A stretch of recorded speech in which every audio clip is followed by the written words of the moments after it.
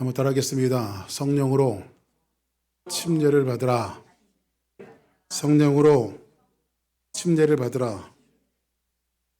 자, 오늘 여러분들과 같이 봉독한 이제 그 사도행전 11장에 나오는 전체에 있는 말씀을 가지고 성령으로 침례를 받으리라라고 하는 타이틀을 가지고 우리 사도행전 20번째 여러분들과 같이 말씀을 나누기를 원합니다. 우리가 신앙생활을 할 때에 그 기독교 그 가치 중에 가장 중요한 가치가 그 하나님의 말씀을 사수하는 거죠. 그래, 진리 수호. 마지막 지난 금요일 날 여러분들에게 그 설교하면서 말씀드렸지만은 마지막에는 진리의 싸움입니다. 그래서 지난주 금요일에 첫째 인을 떼실 때 이런 말을 했는데 마지막이 되어지면 이제 첫째 봉환, 첫째 인을 딱 떼니까는 어떤 사람이 신말을 타고 그리고 면류관을 쓰고 그리고 활을 갖고 그리고 이기기 위해서 막 싸우는 존재가 나오는데 얼핏 보면 그 마지막 그 세상을 구원하시는 예수 그리스도의 모습으로 오해가 되어지는데 그것은 예수님을 가장한 적그리스도입니다. 예수님은 요한계시록 19장에 보니까는 예수님이 싸우시는 그 무기는 검입니다. 그 입에서 나오는 말씀. 그런데 예수님을 살짝 흉내를 냈어요. 근데 흉내를 내려면 검을 가지고 흉내를 내야 되는데 이 사람은 가진 게 활을 가졌습니다. 이렇게 말세가 되어지면은 진리의 전쟁이 많습니다. 그럴듯하게 하나님의 말씀을 가지고 이제 하나님의 말씀을 특히 종말론 그를 가지고 자기 마음대로 해석하는 이러한 사람들이 많습니다. 그래서 우리 시대 말에 가장 교회가 가져야 될 가치는 뭐냐면 진리를 수호하는 겁니다. 어쩌든지 하나님의 말씀을 수호하는 겁니다. 그런데 하나님의 말씀은 너무 수호하다 보니까요 이런 생각을 합니다. 저거 이단 아니야? 저 사람 행동하는 거 보면 살짝 이단 같은데? 이렇게 하다 보니까 교회가 어떤 교회가 되어지냐? 에베소 교회 같은 교회가 되어지는 거예요. 에베소 교회는 정말 사랑이 넘치는 교회였습니다. 근데 에베소 교회가 너무 진리를 주장하다 보니까는 전부 다 사람들이 색안경을 끼고 보는 거예요. 그래서 예수님이 요한계시록에 뭐라고 말합니까? 너희들이 첫사랑을 잃어버렸다. 자, 그래서 오늘은 이런 그 말씀의 관점을 가지고 여러분들 우리가 복음은 사수하고 진리는 사수를 해야 되지만은 복음을 증거하고 말씀을 증거할 때 우리는 약간 좀 유연성을 갖고 있어야 합니다. 여러분들 저는 축구를 굉장히 좋아합니다. 이번에 그 손흥민 선수가 그 유로파 리그에서 트로피를 딱 들어 올리는데 내 자식이 막 그냥 그걸 들어 올리는 것처럼 얼마나 기쁜지 그냥 제가 펄펄 뛰었습니다. 얼마나 좋은지. 왜냐하면 손흥민 선수하고 저희 아들하고 동갑이거든요. 그래가지고 그냥 얼마나 좋은지 막 펄펄 뛰었습니다. 근데 세계 축구들을 보면요, 가장 유연성이 뛰어난 축구를 하는 나라가 어디냐면 브라질이에요.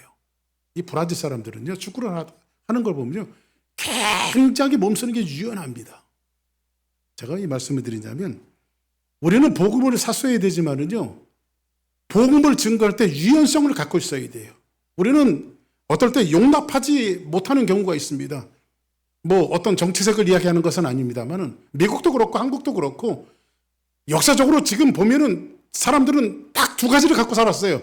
진보냐 보수냐, 보수냐 진보냐. 미국도 마찬가지예요. 진보냐 보수냐, 보수냐 진보냐. 이 두 개를 가지고 양쪽이 나눠져 갖고 서로의 것들을 주장하면서 역사 속에서 지금까지 그것을 갖고 살아왔습니다. 한치의 양보도 없죠. 그렇죠? 한치의 양보도 없죠. 쫙 반으로 나눠졌어요. 목사님 입장은 뭡니까? 저는 예수님 파입니다. 할렐루야, 저는 예수님 파예요.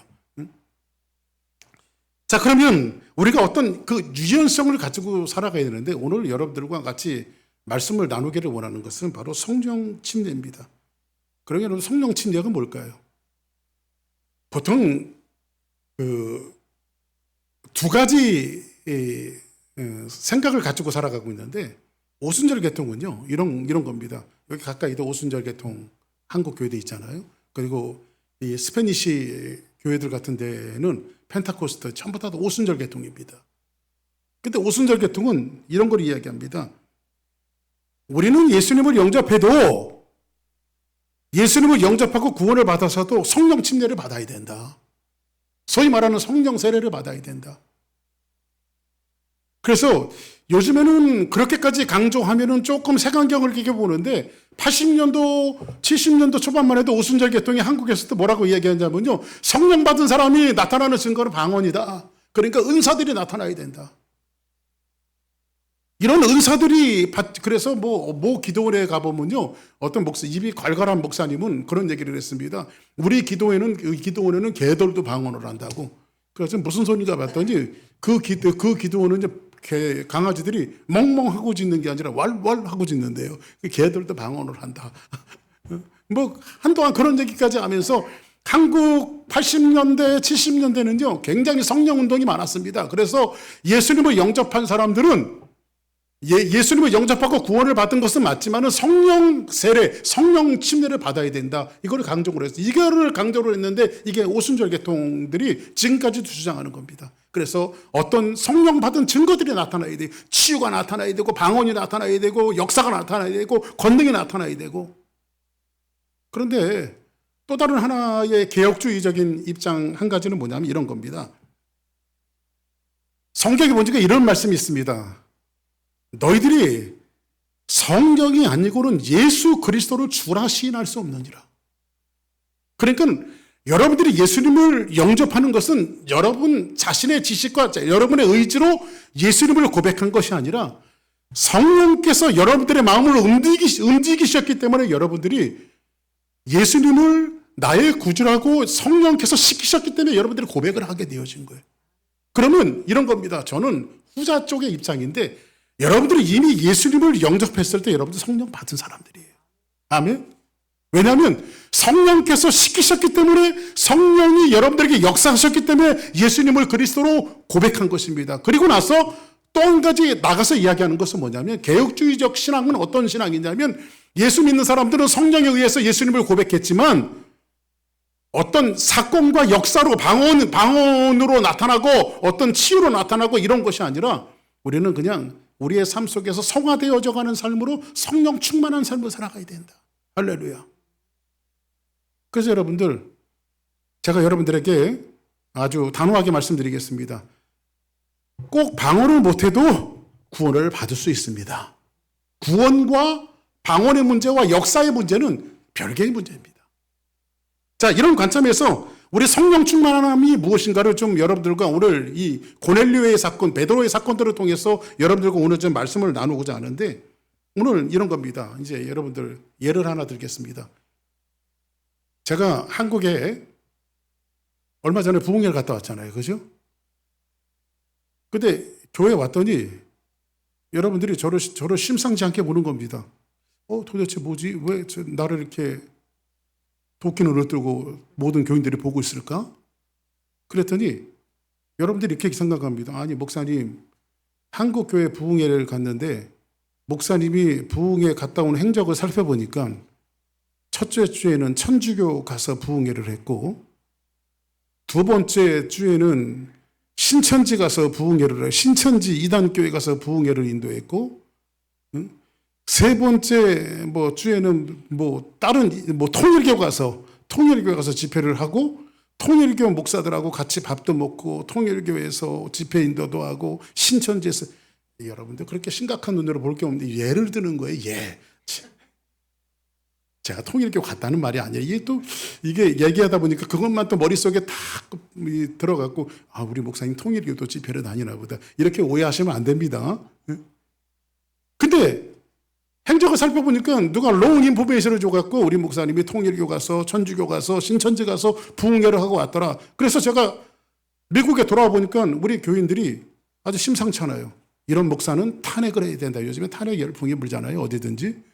이런 목사는 탄핵을 해야 된다. 해갖고 여러분들이 밖에서 이 조사랑교회 담임 목사를 탄핵을 하려고 합니다. 그래서 이제 누가 딱 왔습니다. 아니 목사님, 제가 들어보니까 어떻게 이 정통적인 그것도 보수적인 교단 침례교 목사님이 어떻게 한국에 가갖고 통일교도 가서 집회를 인도하고 통일교 목사들하고 음식도 나눠 먹고 천주교 신부들하고 음식도 나눠 먹고 거기서 같이 집회도 인도하고 그리고 또 아주 신천지는 아주 시독한 놈들인데 어떻게 그런 신천지 이단에 가서 목사님 설교를 하고 그 사람들과 같이 교제를 할 수 있습니까? 그래요, 안 그래요? 그럼 여러분들이 저를 탄핵할 사유가 됩니까, 안 됩니까? 그렇다고 탄핵하라는 소리는 아니고 이거 충분히 여러분들 심각한 문제죠. 지금 예루살렘 교회 안에 그런 문제들이 생겼습니다. 지난주에 무슨 말씀이었죠? 고넬료라고 하는 사람은 이방인입니다. 할례자였던 유대인들이 볼 때는 이방인들은 상종을 하지 않는 사람들입니다. 유대인들은요, 중간들도 허락하더래. 적어도 사마리아 사람들은 이제 반은 유대인의 피가 흐르는 사람들이거든요. 반은 이방인의 피가 흘러도 반은 유대인의 피가 흐르는 사람이거든요. 그러니까는 근데 사마리아인조차들도 상대를 하지 않았어요. 유대인들은요. 어쩌다가 그 땅을 가면요, 먼지를 막 터는 사람이 이 사람들은 아주 부장한 거 밟았다고. 유대인들이 그렇게 아주 선민의식이 투철하고 이방인들은 뭐로 취급하냐? 개돼지로 취급했어요. 반이 섞인 사마리아 사람들을 그렇게 취급했다고 하면 반도 섞이지 않는 우리 같은 이런 오리엔탈이라든지 다른 이방인들은 유대인들이 어떻게 취급했을까요? 개돼지로 취급한 거예요. 근데 지금 명실상부하게 본부격인 예루살렘 교회에 담임 목사격으로 있었던 사도 베드로가 여차저차 해갖고 지금 소문이 들려오기를 어떻게 들려왔냐면 이 베드로 우리 담임 목사님이 이방인들 집에 들어가서 이방인들과 함께 먹고 마시고 그들에게 예배를 드려줬다. 사실이 아니에요. 사실이잖아요. 그죠? 이방인 집에, 고넬료의 집에 들어가서 지금 예배를 드려주고 온 거예요. 그럼 이 일에 대해서 지금 이 예루살렘 교인들이 흥분한 겁니다. 볼까요? 한번 1절을 한번 보겠습니다. 시작. 있는 사도들과 형제들이 이방인들도 하나님의 말씀을 받았다 함을 들었더니. 자, 이제 유대인들이 들은 겁니다. 이방인들이 하나님의 말씀을 들었대. 지들이 뭔데 하나님의 말씀을 들어? 그리고 2절 볼까요? 시작. 베드로가 예루살렘에 올라갔을 때에 할례자들이 비난하여. 이제 베드로가 이제 그 선교 여행을 끝나고 이방인들 사이에서 말씀을 전하고 선교 여행을 끝나고 어디로 왔어요? 예루살렘, 자기가 심호하는 예루살렘 교회로 돌아온 거예요. 그죠? 예루살렘에 올라갔을 때 할례자들은 누구죠? 유대인 교인들이란 말이에요. 그죠? 유대인 교인들. 이 사람들이 지금 누구를 비난합니까? 이 담임 목사격인 베드로에게 막 삿대질을 하고 막 대드는 겁니다. 이 큰일 날 사람이라고. 3절 볼까요? 시작. 이르되 내가 무에잘라의 집에 들어가 함께 먹었다 하니. 아니, 베드로 목사님, 어떻게 목사님이 통일교 가서, 어떻게 목사님이 신천지 가서, 어떻게 목사님이 천주교 가갖고 우리들이 상종하지 않는 그 무할례자들의 집에 들어가서 함께 먹고 예배까지 드렸다고요? 지금 이런 얘기를 지금 하고 있는 거예요. 이해되시죠? 무슨 말씀이죠? 이해되시면 고개를 한번 끄덕끄덕 하시면. 네. 이해되시죠? 자, 그럼 4절 볼까요? 시작. 에게 이를 차례로 설명하여. 그 얘기를 들었더니 베드로가 여러분 그게 아니고 제 말씀 한번 들어보십시오. 그들에게 이 일을 그동안에 있었던 일들을 차례대로 예루살렘에 있는 유대인 교인들에게 베드로가 설명한 내용이 오늘 여러분들과 봉독한 11장에 있는 내용이란 말이에요. 이해되십니까? 무슨 말씀인지? 자, 그러면 베드로가 설명한 것을 결론부터 이야기하면 이런 겁니다. 베드로의 변정은 이런 거예요. 15절 볼까요? 시작. 그가 말을 시작할 때에 성령이 그들에게 임하시기를 처음 우리에게 하신 것과 같이 하는지라. 자, 여러분 내가 보니까요. 내가 말을 시작할 때 베드로가 고넬료의 집에 들어가서 설교를 한 거에 그 사람들은 앉혀놓고 이방인들은 앉혀놓고 설교를 할 때에 성령이 그들에게 임하기를 이방인에게는 하나님은 이방인의 하나님이 아닌데 이방인에게도 성령이 임하더라 이 말이지. 성령이. 아멘. 임하기를 처음에 우리에게 하신 것 같지 않다. 처음에 우리에게 하신 것은 뭐죠? 오순절 마가다락방에 120문도들이 하나님 앞에 기도할 때 성령 충만했던 성령이 임재했던 그 똑같은 사건이 이제 언제 일어났다는 거예요? 고넬료의 집에도 일어났다라는 거지. 이방인에게도 똑같은 사건이 일어났다라고 하는 사실을 지금 베드로가 그 얘기를 하고 있는 거예요. 자, 그러면 다시 한번 이렇게 봅시다. 자, 이제 유대인 그리스도인들이 자기의 생각을, 이 사람들은 고정관념에 잡혀 있어요. 지금 유대주의자들, 예수를 믿고 예수님을 따르지만 아직까지 이 사람들 유대주의를 벗어나지 못했어요. 왜냐하면 유대주의를 벗어나지 못하면, 그 베드로는 유대주의의 대표자거든요. 이 유대주의를 벗어나지 못하면 복음이 세상을 향해서 달려나갈 수가 없어요. 지금 이 사건은 지금 유대주의적 사고방식을 깨는 하나님의 놀라운 사건들을 이 사도행전의 지금 말씀을 통해서 우리에게 기록을 해놨는데, 자, 그러면 이 말씀을 가지고 베드로가 설명을 한 겁니다. 자, 5절 한번 볼까요? 시작. 이르되 내가 요빠시에서 기도할 때에 성물한 중에 환상을 보니 큰 보자기 같은 그릇이 내 귀에 매어 하늘로부터 내리워 내 앞까지 드리워지거늘. 자, 보세요. 베드로가 이제 내가 황홀 중에 기도하러 올라갔을 때 황홀 중에 내가 환상을 봤는데, 여러분 잠깐 흥분하지 마시고요. 예? 장로님도 좀 앉으시고 권사님도 좀 앉으시고 흥분도 좀 하지 마세요. 제 얘기 좀 들어보세요. 하면서 베드로가, 제가 글쎄 하나님 앞에 기도하러 이렇게 올라갔는데 환상이 보였습니다. 근데 하늘에서 큰 보자기 같은 그릇이 내 귀에 매어 하늘로부터 내려 내 앞에까지 드리워지고 내려졌습니다. 그런 환상을 봤는데, 이것을 주목하여 보니 땅에 네 발 가진 것들, 들짐승과 기는 것과 공중에 나는 것들이 보이더라고요. 여러분도 아시다시피 이런 것들은 우리가 경멸하는 것들 아닙니까? 유대인들 율법에는 이거 반대하는 것들 아닙니까? 절대 먹어서도 안 되고 이런 것들을 건드려서도 안 되고 율법에 금한 것들 아닙니까? 제가 그것을 환상해 봤습니다. 누가 본 거예요, 이게? 베드로가 지금 하는 얘기예요. 또 들으니, 근데 소리가 있어 이르되 베드로야 일어나 잡아먹어라, 이렇게 말하는 겁니다. 아니, 율법에 금하고 율법에 부정하다고 한 것을 어떻게 잡아먹습니까? 그랬더니 8절 한번 같이 볼까요? 시작.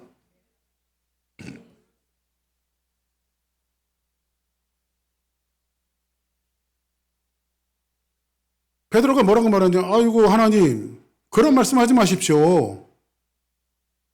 그럴 수 없습니다.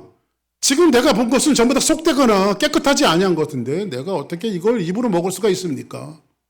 절대 못 먹습니다. 이거는 뭐예요? 유대주의적 고정관념이죠.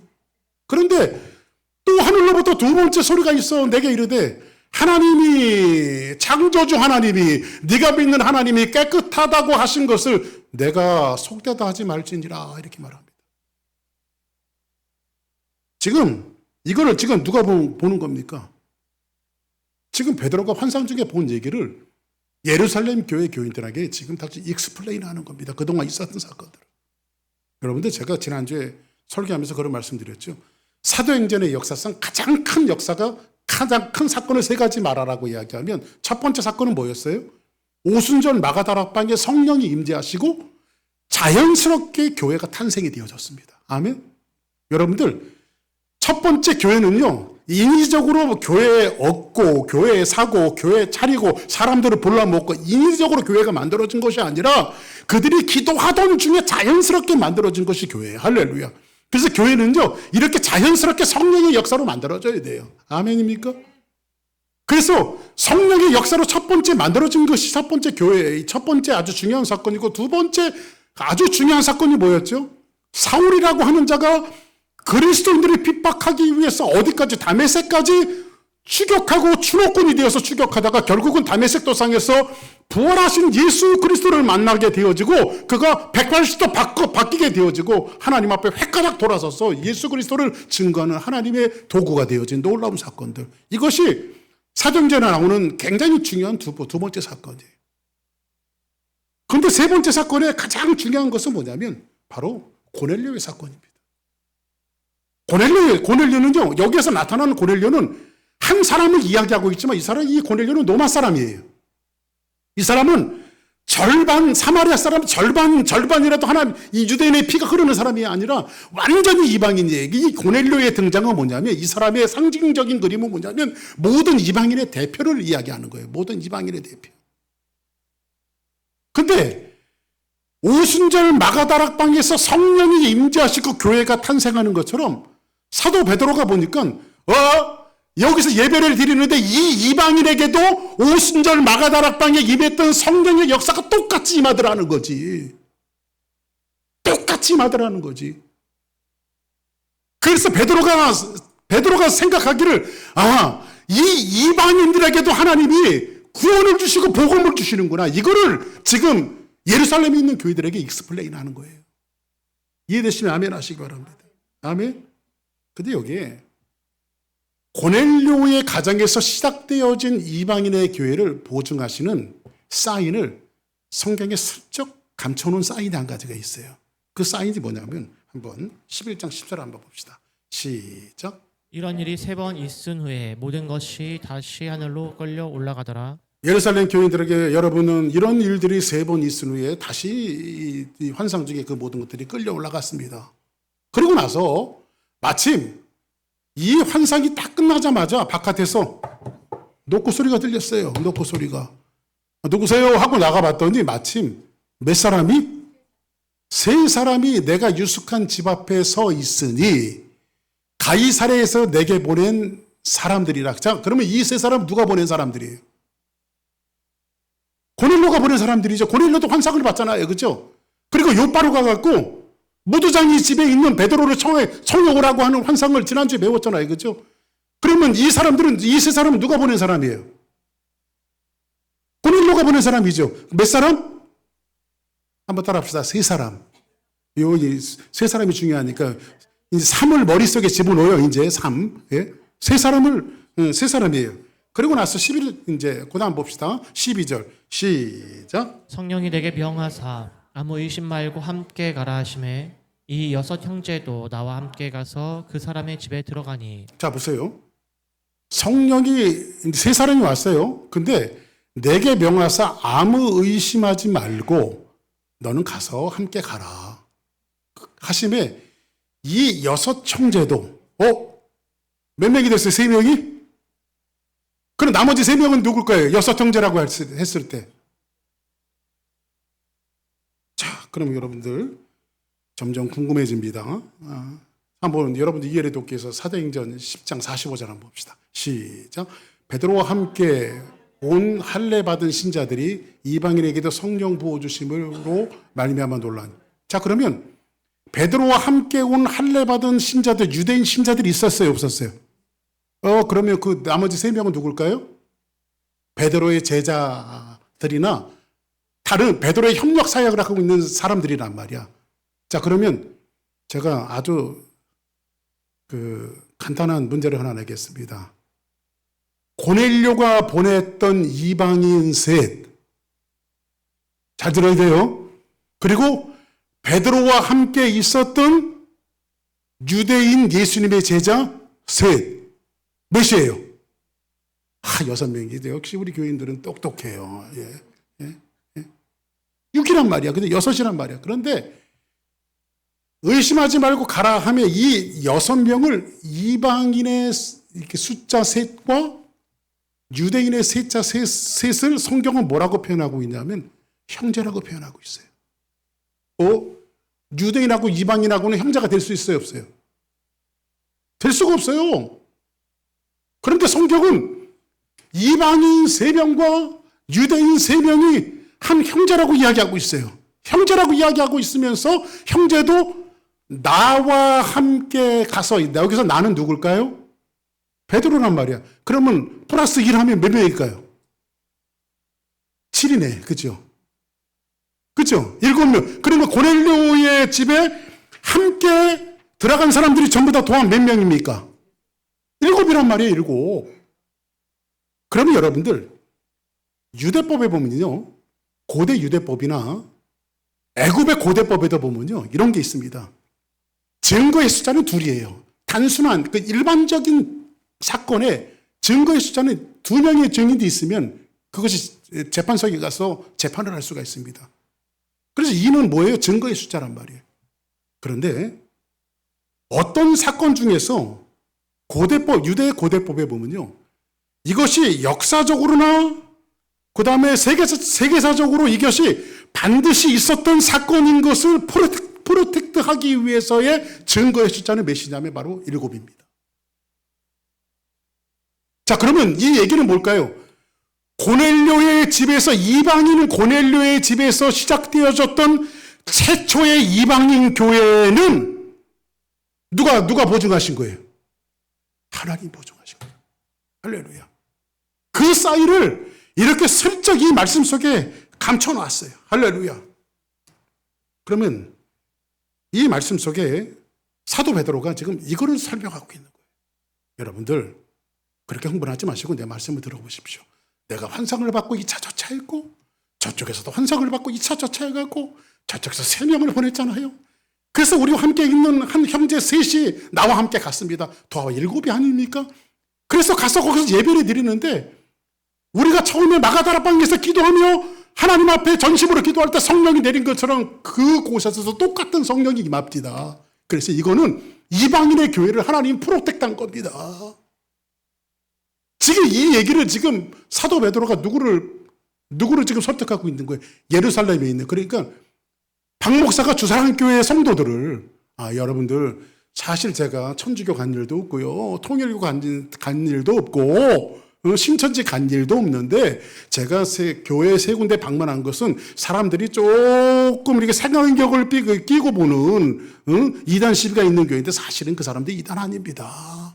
이단 아니고 그 사람들도 복음을 사랑하고 예수를 사랑하는 사람들입니다. 그래서 저는 그들에게 복음을 증거했는데 거기에 똑같은 성령이 임재했습니다. 이 얘기를 지금 사도 베드로가 예루살렘에 있는 교인들에게 지금 하고 있는 거예요. 이 말씀을 던지면서 사도 베드로는요, 16절 한번 16절 한번 보겠습니다. 시작. 내가 주의 말씀에 요한은 물로 침례를 베풀었으나 너희는 성령으로 침례를 받으리라 하신 것이 생각났노라. 자, 보세요. 자, 그럼 이 말씀 봅시다. 오늘 본론격입니다.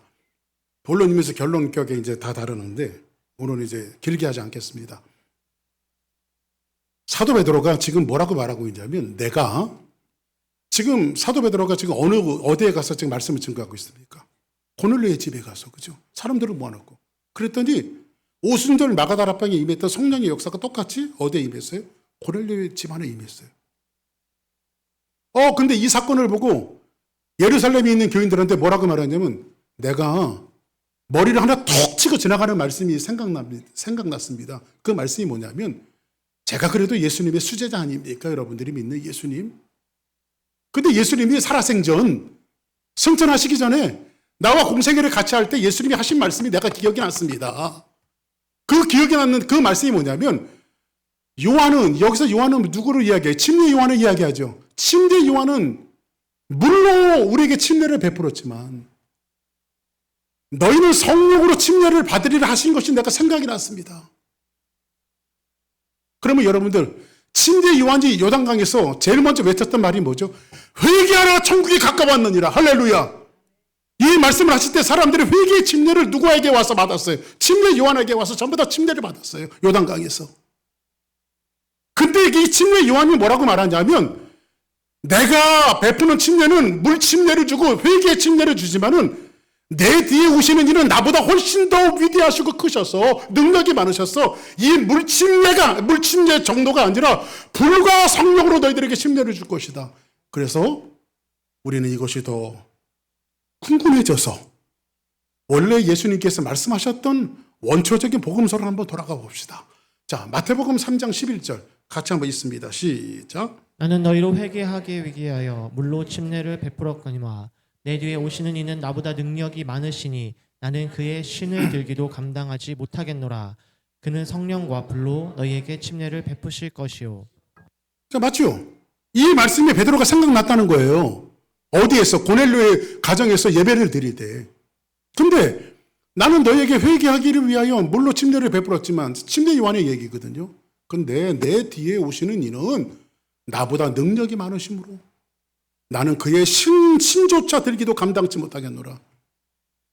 그는 뭐로요?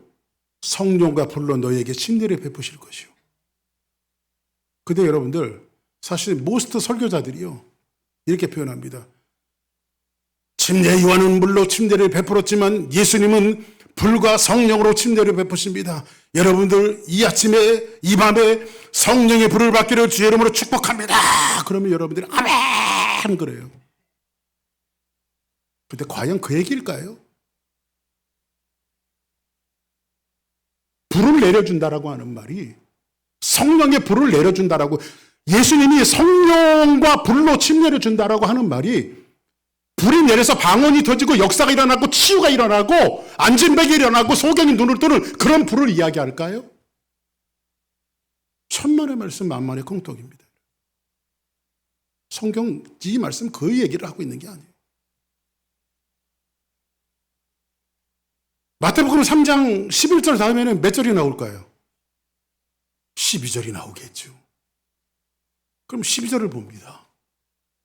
손에 키를 들고 자기의 타작마당을 정하게 하사 알고 공부와 곡관에 드리고 쭉정이는 꺼지지 않는 불에 어디에? 불에 태우시리라. 불은 뭐예요? 성령 역사, 방언 터지고 역사가 일어나고 이런 거예요? 지금 성경이 뭐라고 설명하고 있어요? 그 불을요. 불은 심판이에요. 그죠? 불은 심판이에요. 성령 받아라, 성령의 불 받아라, 이게 아니고 여기서 나와 있는 말, 그거는 또 다른 개념의 말씀이고요.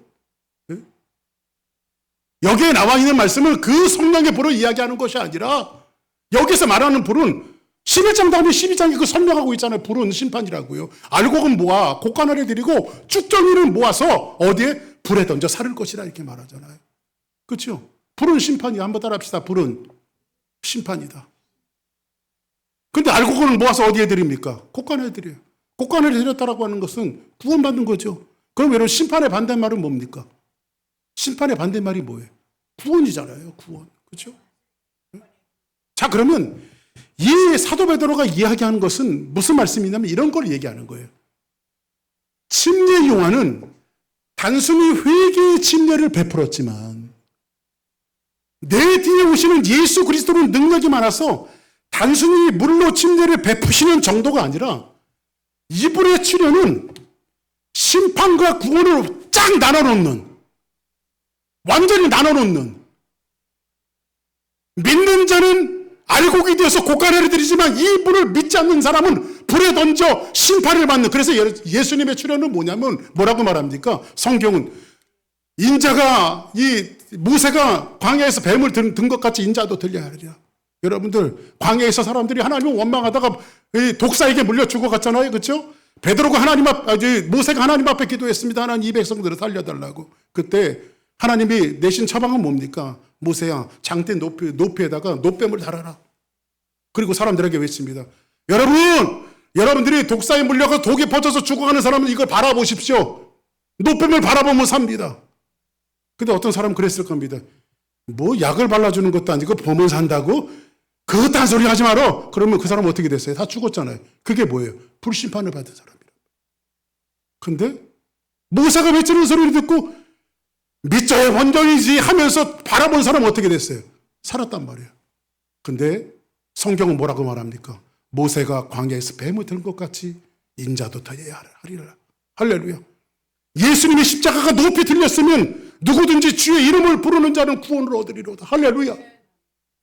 예수 믿으면 구원을 받는 거예요. 지금 여기에서 성령으로 불로 침례를 준다라고 하는 것은, 이것은 뭐냐면 이방인들은, 유대인들이 생각할 때 구원을 받지 못할 족속들이고 그 사람들은 하나님은 그들이 하나님이 될 수가 없어요. 그런데 하나님은 그들에게도 구원을 주신다라고 하는 말씀을 이렇게 말씀으로 표현하고 있는 거예요. 이해되시면 아멘 하시기 바랍니다. 한 사람 반이 눈빛이 흔들리고 있습니다. 도대체 무슨 말씀이지? 쉽게 설명하고 있는데, 이거를 여러분들, 사도 바울이요, 이거를 더 아주 기가 막히게 설명하고 있어요. 뭐라고 얘기하냐면 고린도전서 12장 13절랑 같이 한번 보겠습니다. 시작. 우리가 유대인이나 헬라인이나 종이나 자유인이나 다 한 성령으로 침례를 받아 한 몸이 되었고 또 다 한 성령을 마시게 하셨느니라. 자, 보세요. 사도 바울이 조금 아까 여러분들과 같이 설명한 것을 해답처럼 보여주고 있는데, 우리가 유대인이나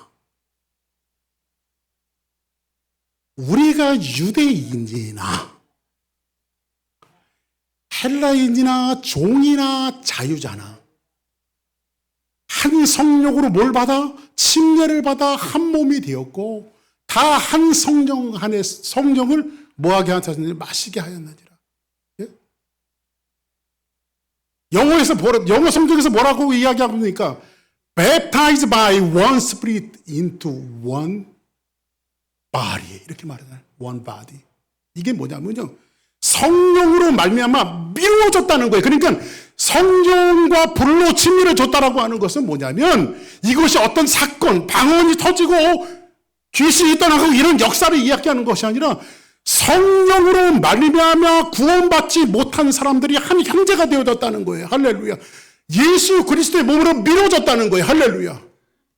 이런 놀라운 사건이 있었기 때문에 저와 여러분들 같이 얼굴이 노란 사람들도 예수 믿고 구원받는 거예요. 할렐루야. 우리 유대인들은 아니잖아요. 그죠?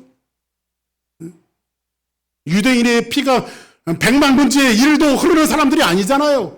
그런데도 우리가 구원을 받은 것은 뭐냐면 그 성령께서 우리를 그리스도의 몸으로 밀어 넣으신 거예요. 할렐루야. 밀어 넣으신 거예요. 지금 그 이야기를 지금 베드로가 신학적인 조명을 통해서 예루살렘 교회 교인들에게 지금 이야기하고 있는 겁니다. 유대인이나 헬라인이나 종이나 자유자나. 할렐루야.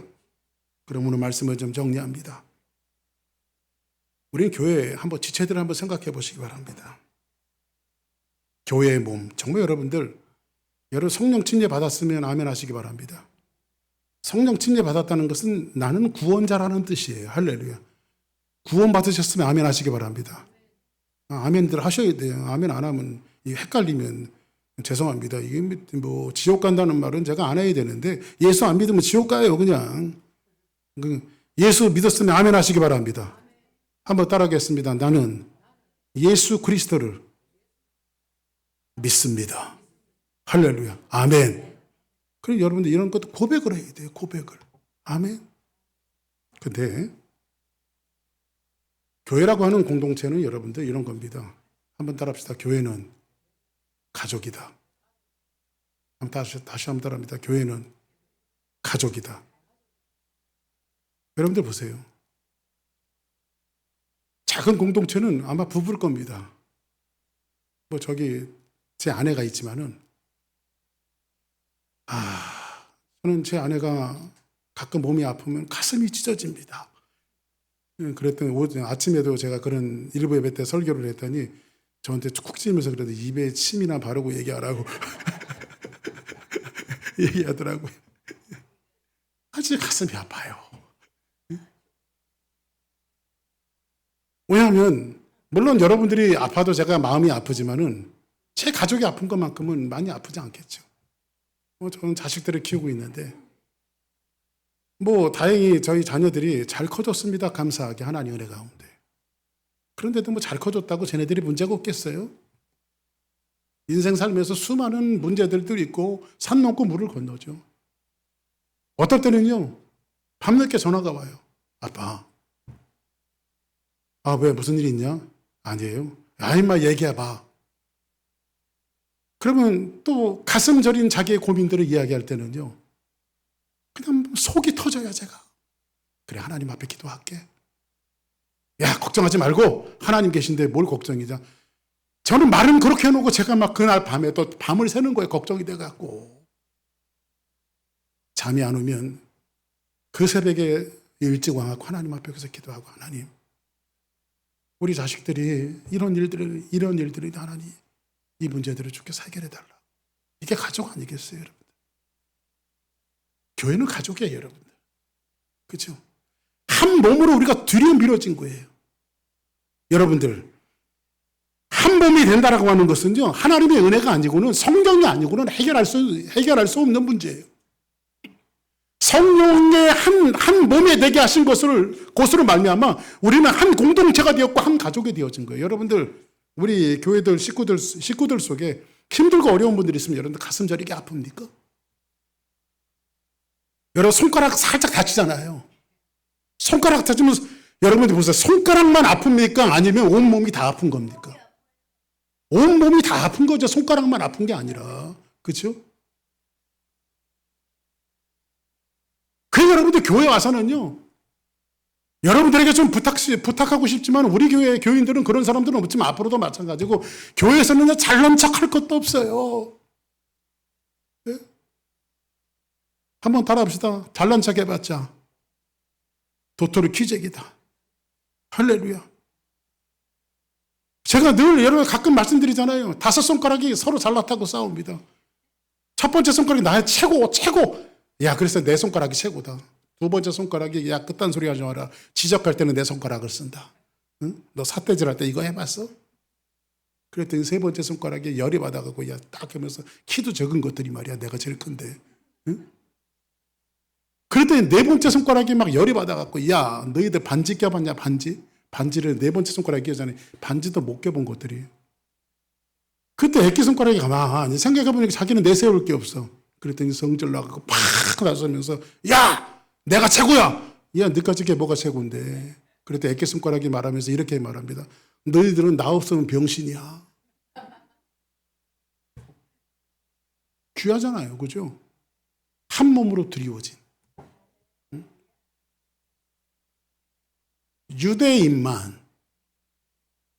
유대인만의 하나님이 아니라 이 고넬료의 사건은 이방인에게도 하나님 사랑하시는 놀라운 자녀라고 하는 그 사실을 이 말씀을 통해서 우리에게 이야기해 주고 있는 거예요. 그러고 나서 처음에 오해했던 그들이 어떻게 변화되어집니까? 18절 볼까요? 시작. 그들이 이 말을 듣고 잠잠하여 하나님께 영광을 돌려 이르되 그러면 하나님께서 이방인에게도 생명 얻을 회개를 주셨다 하니라. 아, 사도인진 그랬군요. 우리는 지금까지 우리만 구원을 받는 줄 알았는데 하나님께서 이방인에게도 생명을 얻을 수 있는 회개를 그들에게 주셨군요. 할렐루야. 응? 그래서 여러분들 복음 전할 때는요, 편견을 가지고 복음을 전해서는 안 됩니다. 가끔 이런 분들이 있을 수 있어요. 목사님 다른 사람은 와도 저 사람은 절대 우리 교회 오면 안 됩니다. 왜 안 되는데요? 제 머릿속에도 절대 오면 안 되는 사람 몇 사람이 있긴 있어요.